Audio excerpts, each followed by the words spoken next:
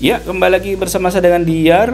Guys, sebelum kamu lihat video review ini, bagi kamu yang ingin lihat video unboxing dari Oppo Find X ini, bisa lihat linknya di atas ini nih. Di video itu kamu bisa lihat di dalam isi boxnya tuh ada apa aja.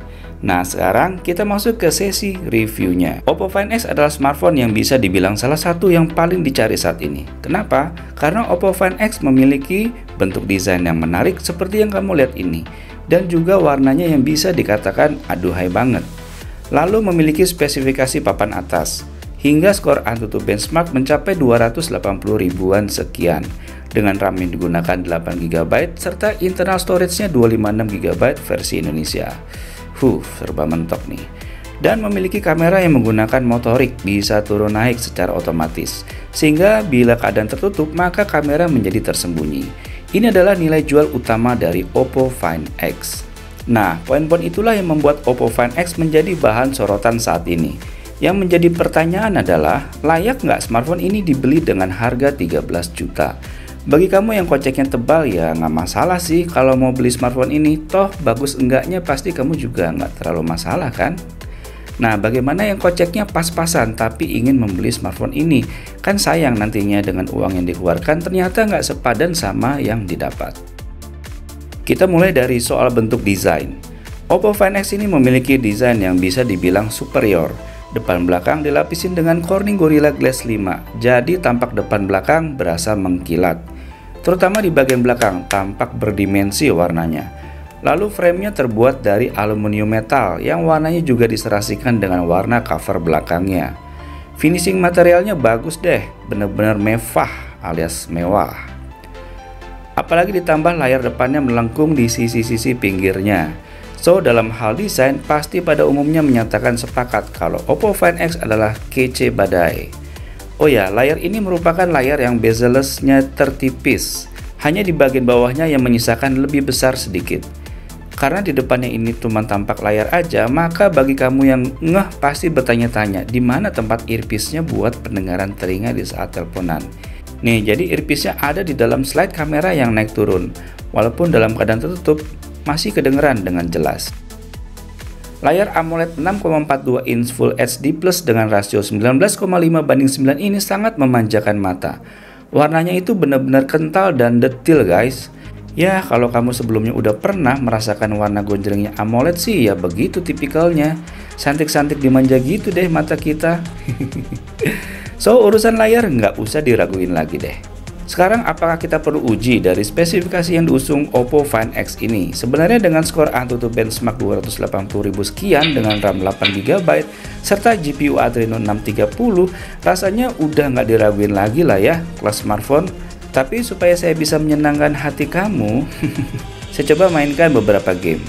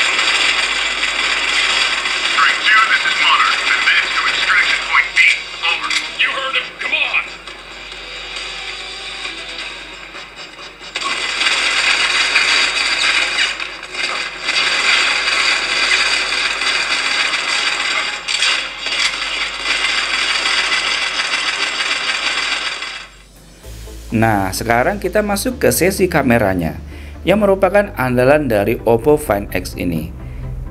Terutama dalam hal desain motoriknya. Perlu kamu ketahui bahwa naik turunnya kamera Oppo Find X yang menggunakan motorik ini sejatinya nggak ada bunyi. Ada sih kalau kuping kita dideketin ke kameranya, kedengeran suara motoriknya bekerja kayak gini nih.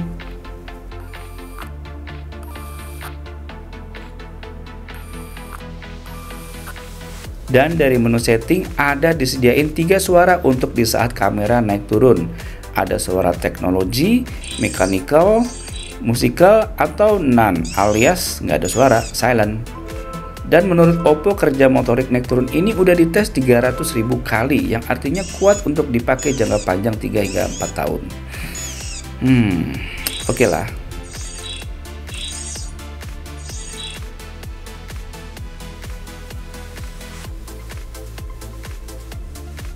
Sekarang gimana kualitas kameranya? Yang mana kamera belakang dual kamera yaitu 16 megapiksel dan 20 megapiksel, dan kamera depan 24 megapiksel.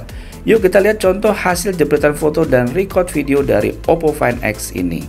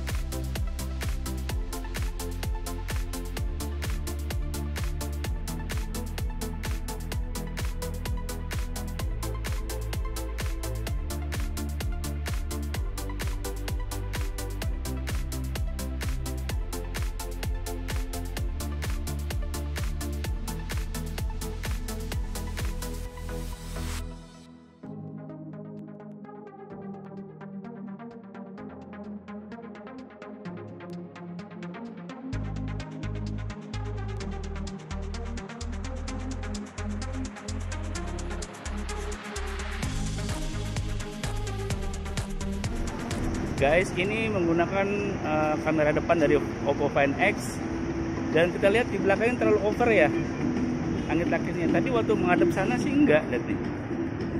Nah, waktu menghadap begini bagus ya warnanya. Coba kalau begini terlalu over ya, gimana tuh ya caranya? Terus suara saya rekamannya bagus nggak, jelas nggak? Kayaknya tergantung cahaya kali ya.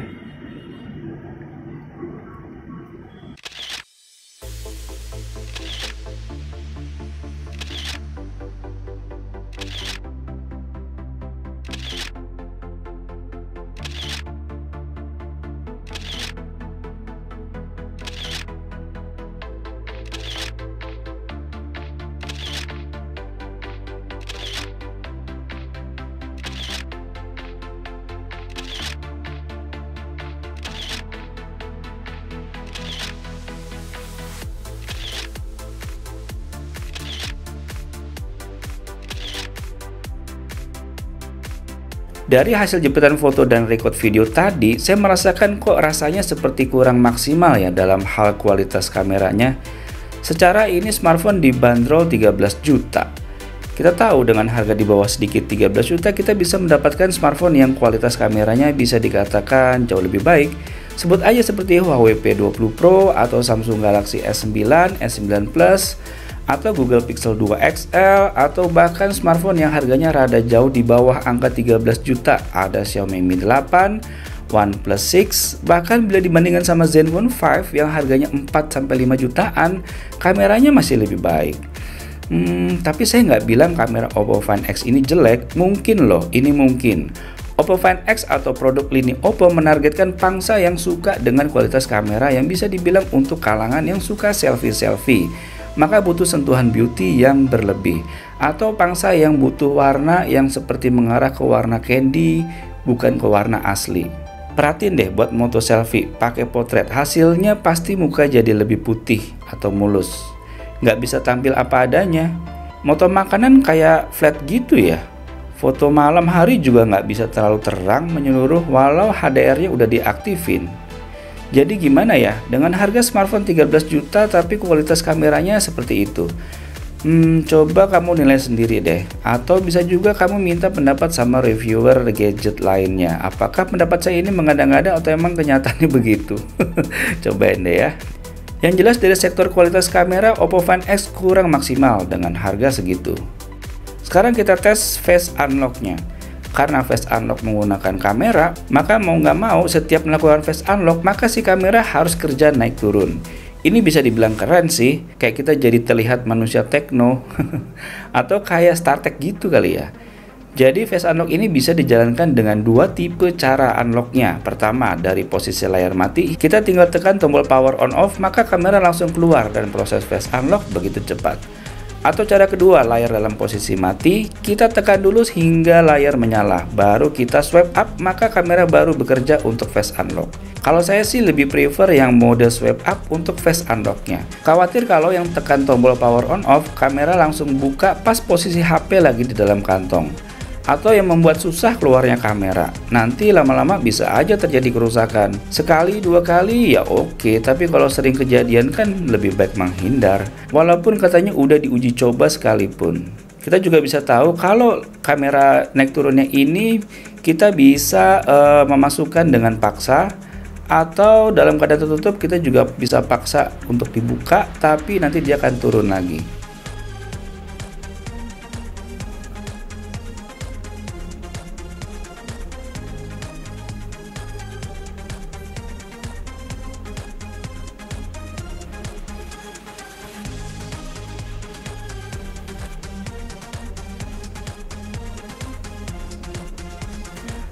So, hadirnya face unlock yang diiringi naik turunnya si kamera motorik ini keren banget, tapi sayangnya malah hilangnya fitur fingerprint sensor. Ini sangat disayangkan banget sih. Bagi saya fitur fingerprint sangat penting selain face unlock, karena kondisi keaktifan saya tidak selamanya bisa pas dengan face unlock. Ada kalanya buka smartphone lebih nyaman pakai fingerprint sensor. Contohnya bila saya sedang bekerja dengan ngetik-ngetik di laptop, HP saya taruh di samping. Nah, bila saya mau lihat HP secara sekilas, maka bila ada fingerprintnya saya bisa langsung tekan dengan jari saya. Tapi kalau nggak ada fingerprintnya, ini membuat repot menurut saya. Si HP harus saya angkat atau wajah saya harus mendekat ke HP. Sama kalau misal lagi nonton bioskop atau nyetir mobil, si wajah harus sejajar dengan HP baru bisa kebuka face unlocknya. Banyak deh kondisi-kondisi yang kurang nyaman pakai face unlock. Sebenarnya hal ini juga menjadi kekurangan pada iPhone X yang merupakan smartphone daily driver saya. Sebel aja sama smartphone yang nggak ada fingerprintnya. Seandainya fingerprint di bawah layar punya Vivo bisa diterapkan di Oppo Find X atau di iPhone X, wah lengkap deh. Inovasi Vivo keren ya. Selain pencetus fingerprint underscreen, dia juga pencetus kamera motorik kayak yang dipakai Oppo Find X ini. Cuma beda bentuk desain aja. Jadi dipikir-pikir Vivo itu bener-bener sip deh kalau soal inovasi.